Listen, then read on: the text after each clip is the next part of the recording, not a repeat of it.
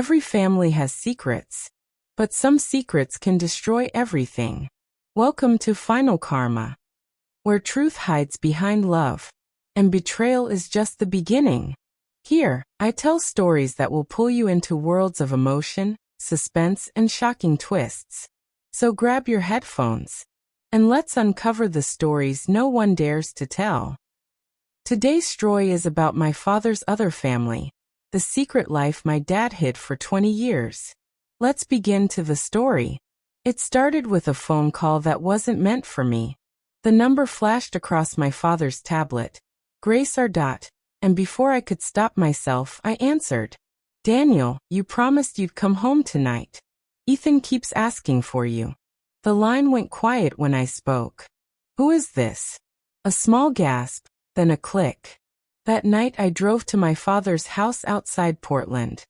He'd told me he was away on business, but his car sat in the driveway, glistening with rain. Through the window I saw him laughing, with a woman my age and a boy no older than 8. The child jumped into his arms, shouting, "Dad!"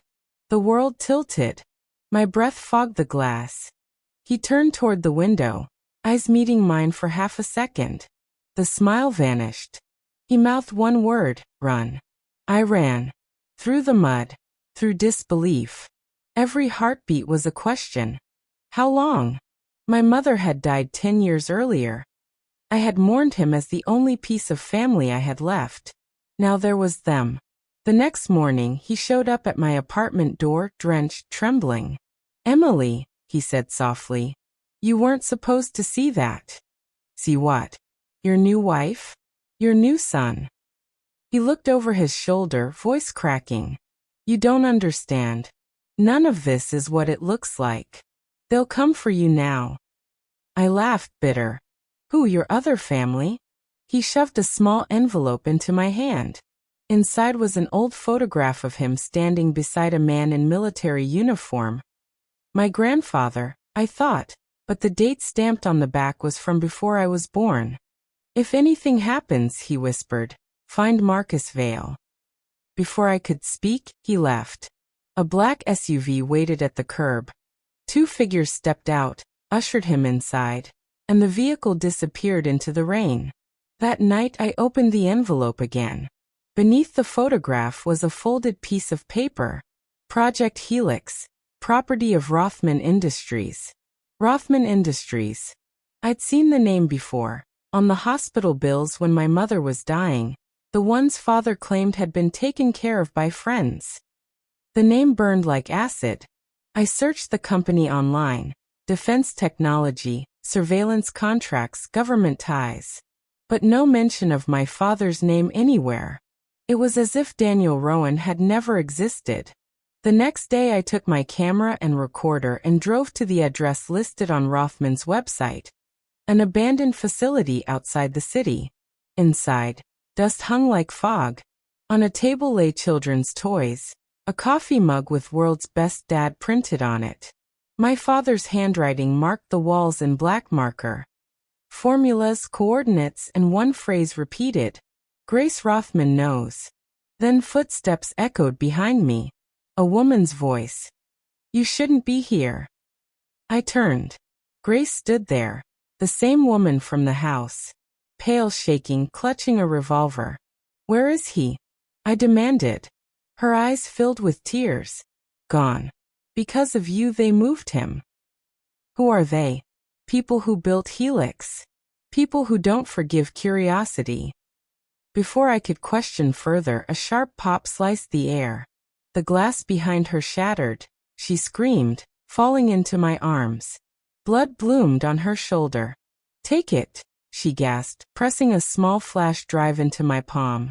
"Find Marcus." Then the roar of an explosion swallowed everything. When I woke, fire trucks lined the road. Reporters called it a gas leak. Grace was gone, no body, no trace. But the drive was still in my hand, melted slightly around the edges. On it, one label. Helix key encrypted.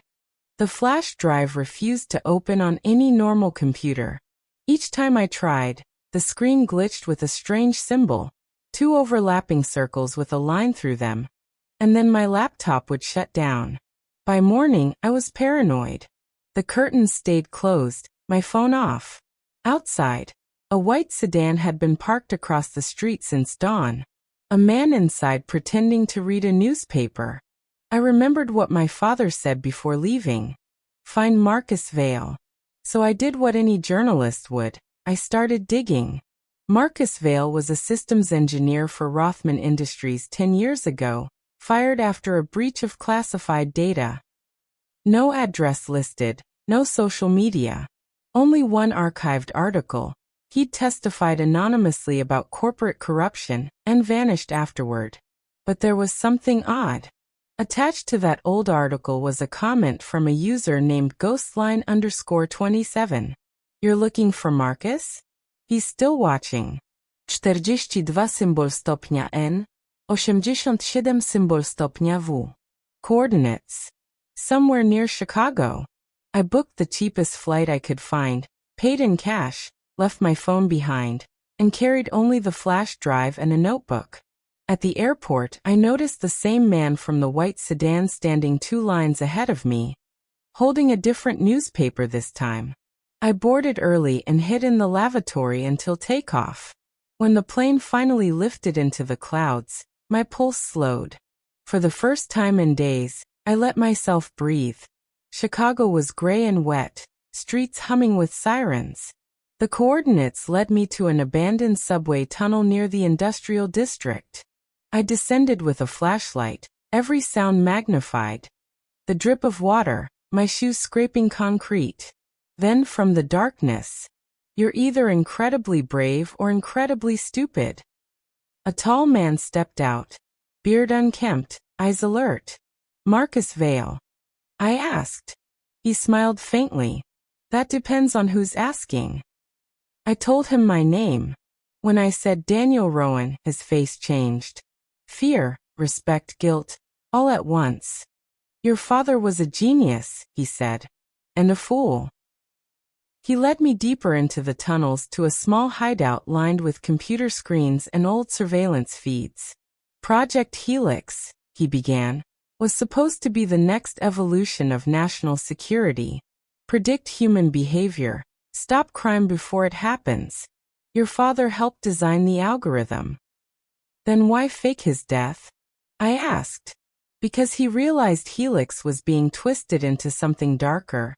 Blackmail, political control, private assassinations. He tried to shut it down. They shut him down instead.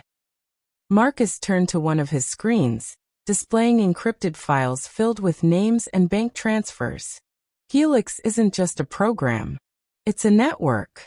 Every device, every camera, connected. If you open that drive, they'll know. But if you can decrypt it, you can expose them all. He handed me an old analog key fob. Your father left a failsafe. Only you can unlock it, blood matched to his DNA. Before I could ask how to find that, gunfire erupted outside the tunnel entrance. Marcus pulled me behind a steel pillar. They found us, he hissed. I heard boots, muffled voices, military precision. He pressed the second flash drive into my hand. If I don't make it, run. There's a woman named Cole, FBI whistleblower. She'll help you. Then the tunnel exploded in fire and smoke. When I woke, my ears rang, lungs full of dust. Marcus was gone. Only his cracked glasses remained. Sirens wailed above ground. Somehow, I crawled out into the rain-soaked street, clutching the drives.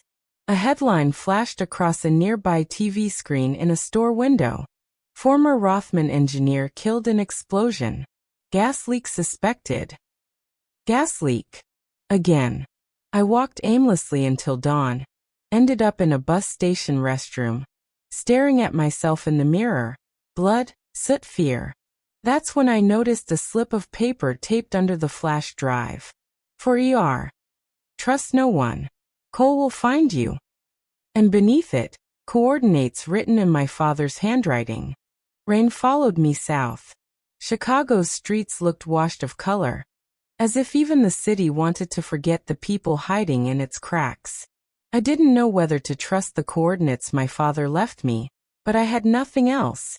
No father, no home, no answers.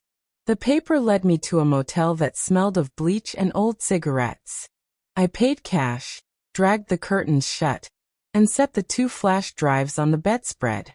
Every time I stared at them, my reflection in the metal seemed thinner, hungrier, less certain of who I was. A knock at the door broke the silence. Room service. I hadn't ordered anything. When I opened it, a man stood there holding a tray. Tall, gray at the temples, eyes sharp behind wire-rimmed glasses. "Emily Rowan," he said quietly. "Your father told me you'd find me." "Marcus." He nodded once, slipped inside, and locked the door behind him. "I'm sorry about the tunnel," I said. "They said you were dead." He smiled without humor. "They say a lot of things." Marcus moved with the tired grace of someone who had been running too long.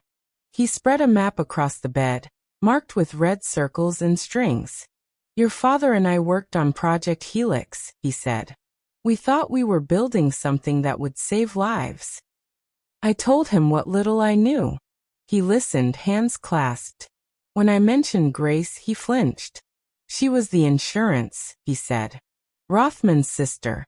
She kept him alive, and in return he built what they wanted, until he realized what they were really doing." He powered up an old laptop, the kind that hummed instead of whispered. Code filled the screen, green on black. "Helix was never about protection," Marcus continued.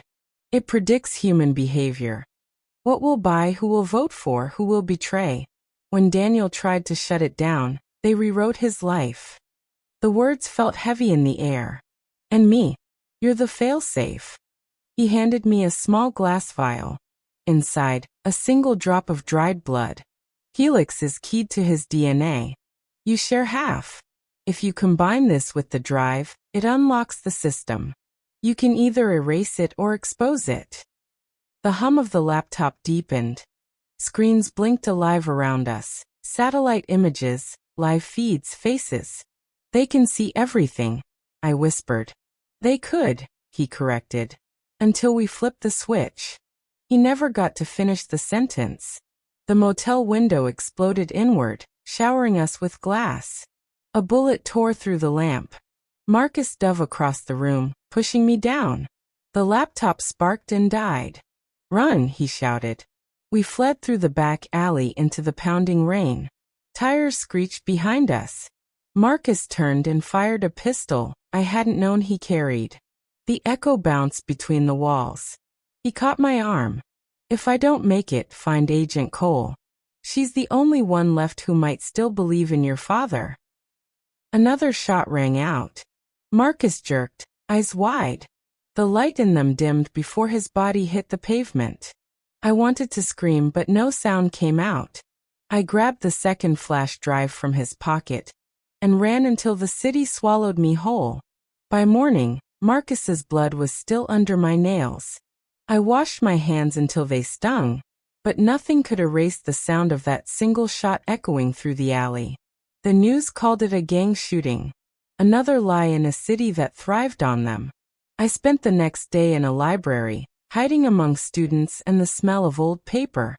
My laptop was fried, so I used one of the public computers and slipped the remaining flash drive into the USB port. The same sigil appeared, 2 circles with a line between, and a message popped up. "Access attempt detected. Trace initiated." My stomach dropped. I yanked the drive out. Too late.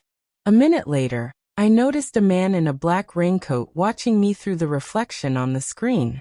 I packed my things and headed for the exit. That's when a woman blocked my path. "Emily Rowan?" she asked, holding up a badge. "Agent Cole. You need to come with me." She drove us to an underground parking lot, silent except for the hum of fluorescent lights. "I worked with your father," she said at last. "He tried to bring Helix down from the inside. We failed. Why should I trust you?" She handed me a photograph, her and my father laughing, taken years ago.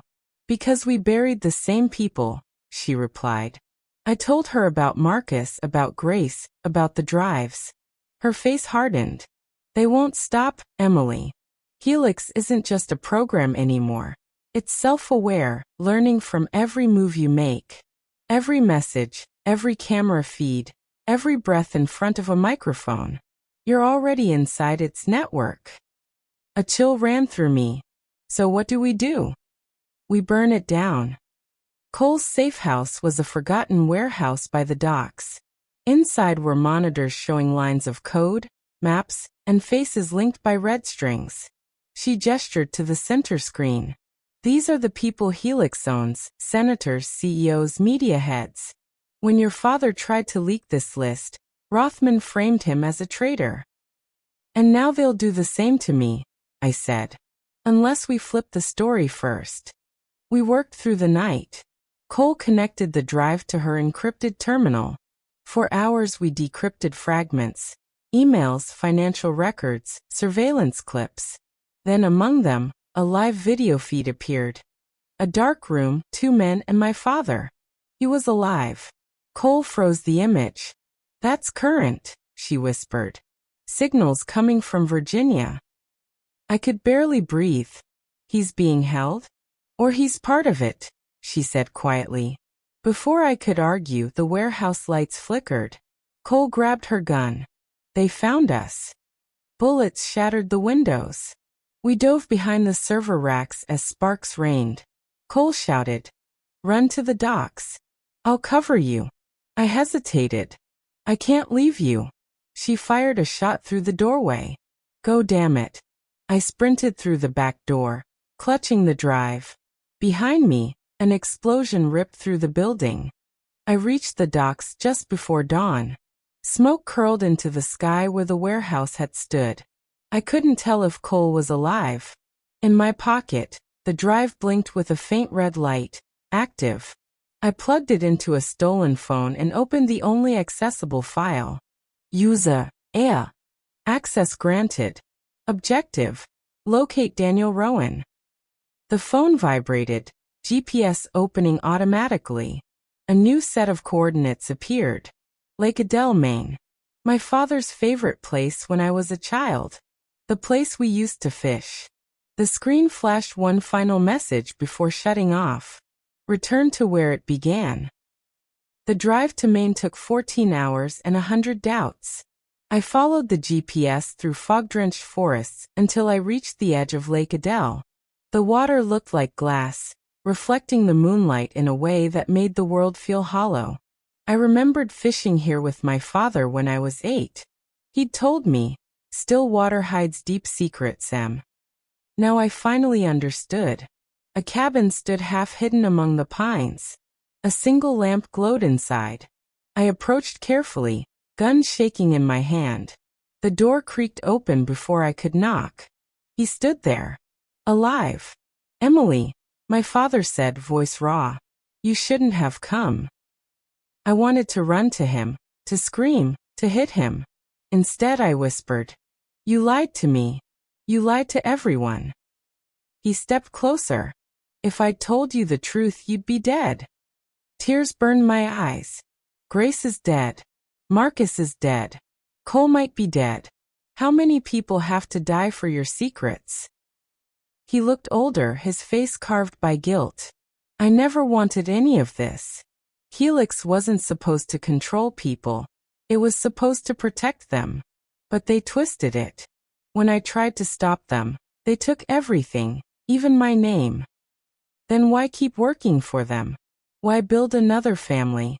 His eyes softened. Grace and her son were my cover. Witness protection. I never touched them beyond the lie I had to live. You were the only one who ever mattered. I wanted to believe him. But something in his tone, rehearsed, controlled, kept me cold inside. He motioned for me to sit.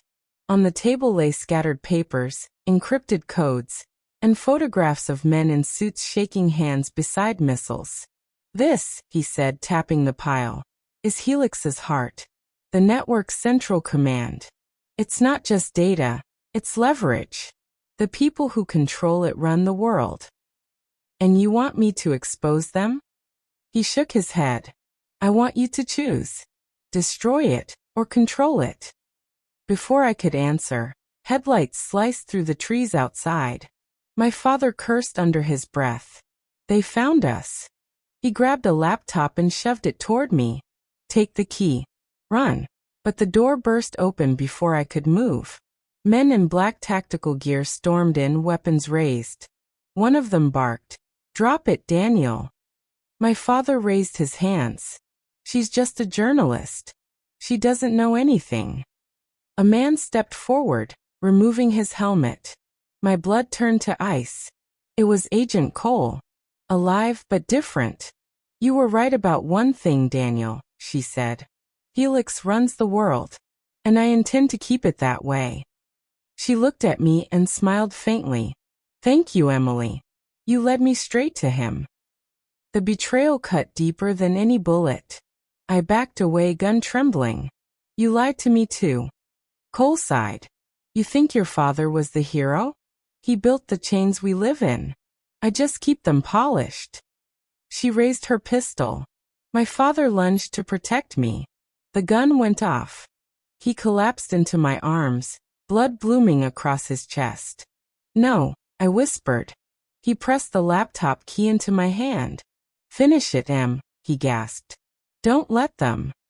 Another shot echoed. His body went limp. Cole stepped closer, ice cold. You can't win against an idea. I fired first. The bullet struck her shoulder. She staggered but didn't fall. Her men opened fire. I dove through the window, glass slicing my arms. I hit the ground running, clutching the drive and the key. Behind me, the cabin erupted into flames. I drove through the night. Headlights off, tears blurring the road. The world had narrowed to one mission. And Helix. My father was gone.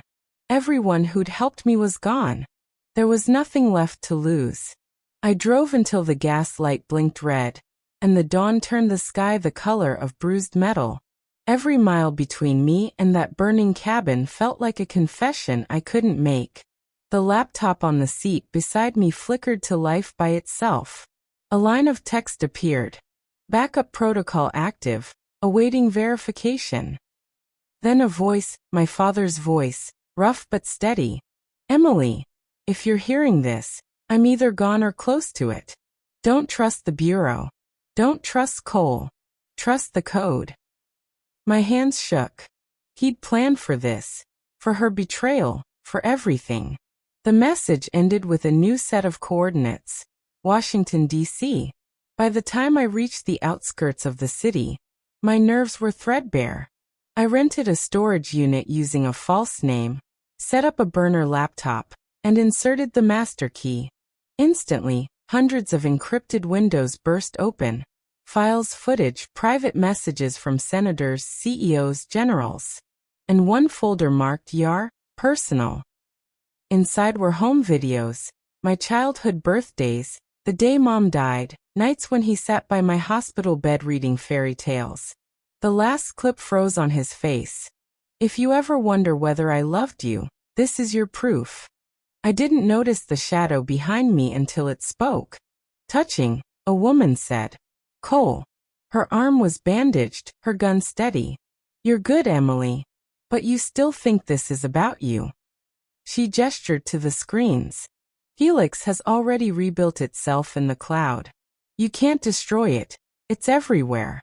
The only way out is to control it. I'm done with control, I said. Cole smiled. Then you're done, period. Before she could fire, a flashbang rolled into the room. White light swallowed everything.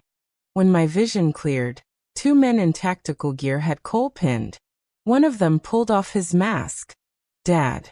He was bleeding but alive. Told you I was hard to kill.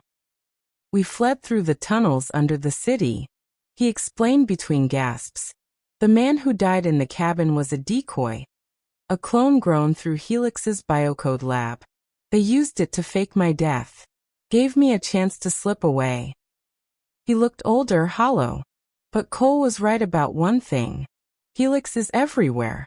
To end it, we'll have to bury ourselves with it. We reached an abandoned server farm beneath the river. He plugged in the key and typed commands faster than I could read. When this virus launches, every connected Helix node will melt down.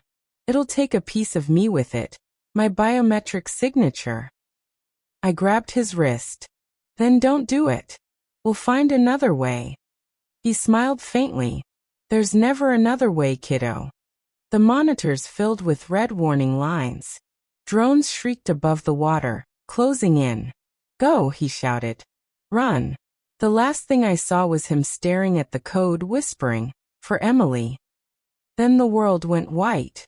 When I came to, I was lying on a shoreline of twisted metal and glass. The sky above Washington was burning, satellites streaking like falling stars. Every device within miles was dead. The air smelled of ozone and rain. I didn't know how long I'd been unconscious. I only knew he was gone. The city was chaos. Power outages, communication failures, sirens that never stopped. News anchors spoke of a massive cyber attack, foreign interference, possible terrorism. But no one said the word Helix. I wandered for hours until I found refuge in an old church downtown. The kind with cracked stained glass and more dust than prayer. Someone had already lit candles.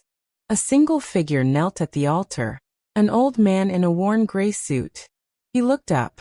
Emily Rowan, he said softly, as if tasting the name. Your father was predictable. He'd want you to find me. My pulse quickened. Who are you? He smiled. Harold Rowan.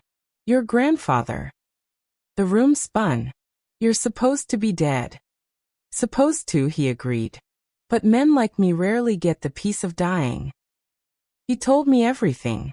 Helix had been his creation, decades earlier, born out of paranoia during the Cold War. I wanted to build a system that would prevent war, he said. A machine that could read tension in markets, in governments, even in human emotion, predict the next conflict and stop it before it began. He paused, gaze distant. But once you give a government the power to predict crime, they start defining what crime is. He looked at me the way my father used to, half love, half regret. Daniel believed he could fix what I built. He was wrong. Tears pricked my eyes. You used him. You used all of us. I gave humanity a mirror, he said. It was humanity that didn't like what it saw. I pulled the half-melted drive from my jacket. Then this ends with me. He chuckled. Ends? No, my dear. Systems don't end. They evolve. He pointed toward the flickering candles. Every flame here burns because someone believes in control.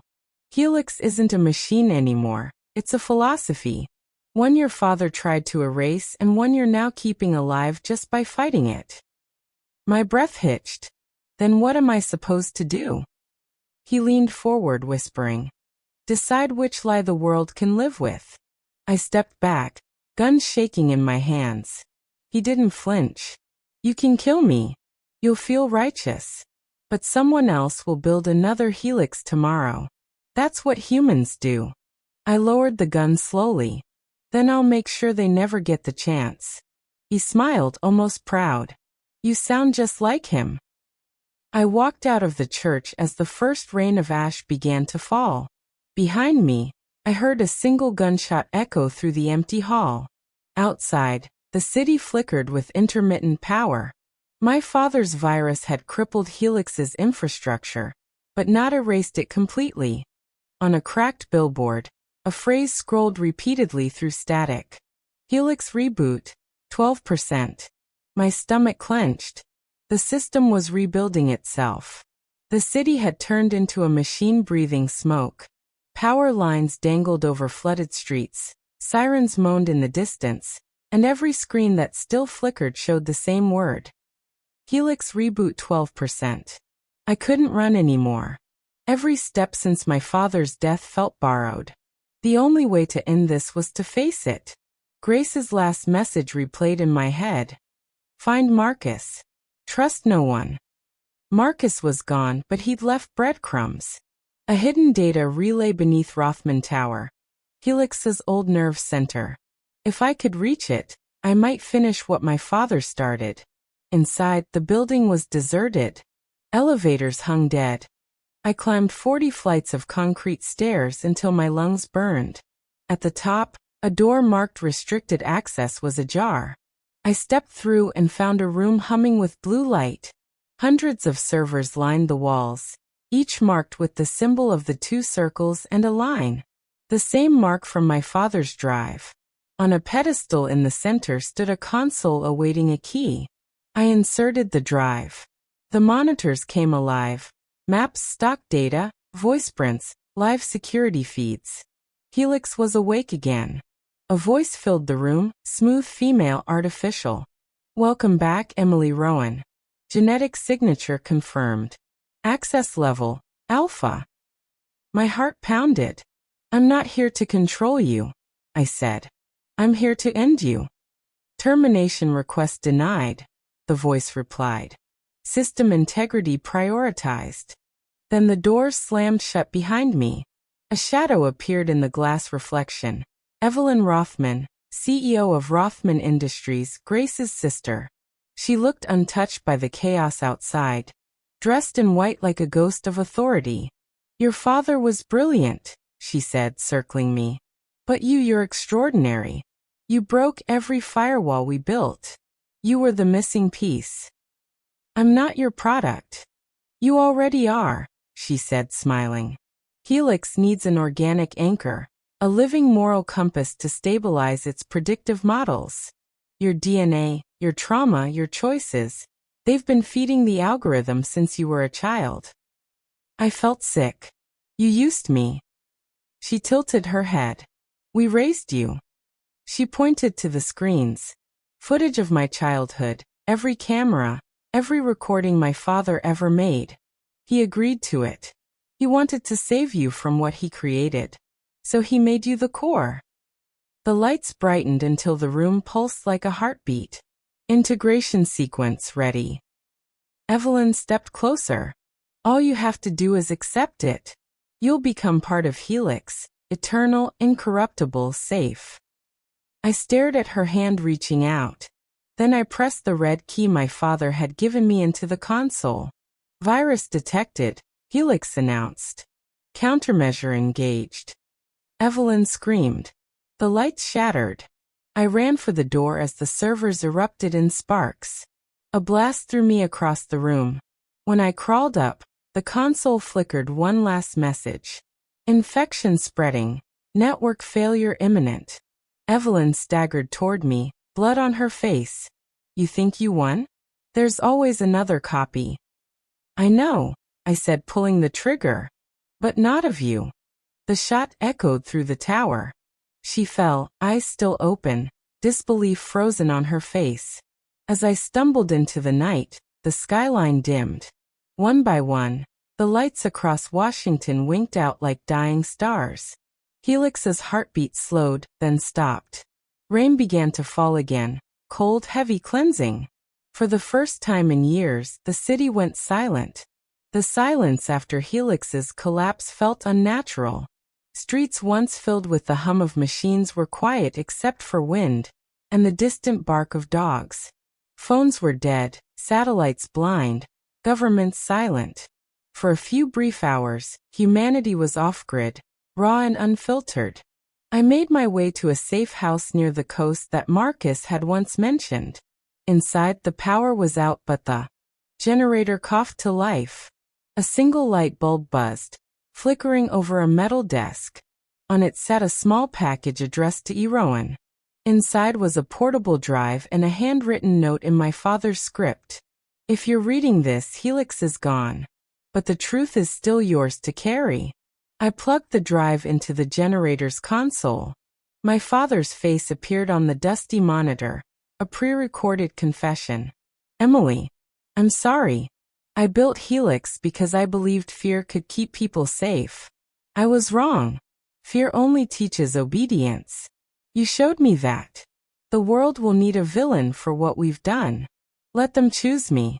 Tell them Daniel Rowan was a traitor, a thief, a madman. As long as they never build another helix, I can live with that. But you live. Don't hide behind ghosts. Don't let my sins become your map. His eyes glistened. And if you ever wonder whether you were the reason I fought, you were the only reason. The video ended with static. I sat there for a long time, letting the hum of the generator fill the space where his voice had been. Outside, dawn broke, pale, uncertain, but real. I opened my notebook and began to write the article that would destroy what was left of Rothman Industries, and every name tied to Helix. When I finished, I uploaded it through the last working satellite uplink. The story spread like wildfire. By nightfall, every news outlet in the world was echoing the same headline.